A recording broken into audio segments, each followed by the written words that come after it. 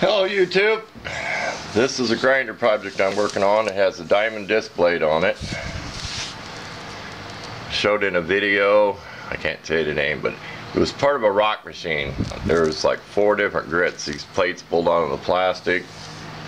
Put on there. We're going to make our own little separate grinder. We got a frame here. Started. Little piece of metal down here. We'll put like a U-clamp over top of that. Okay. Then we're going to decide, and get this on here. We're going to decide, get this in camera here, whether to mount this below the center,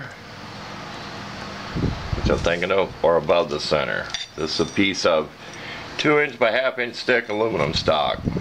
This will make our nice little table, and we left plenty here for ears to come out to bolt whatever we want to. These discs were used for glass and rocks, and it did have coolant, but if I do drill bits or small items, I'm not going to worry about using any coolant. I don't want to splash anything on the motor. This used to be in a plastic housing, but we have to decide what's going to be better, here or above center. Because we can't get center, of course, with that there. So, that's about it. We'll take a couple pictures of it, what it looks like so far.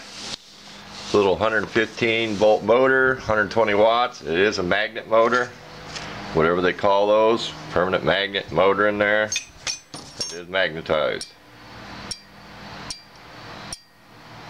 I'll be running it on a variac. This is all grounded. I'll be running on my variac to control the speed. So we'll take a couple photos, and that way you can kind of see as the progress goes of how this all started. Thanks for watching.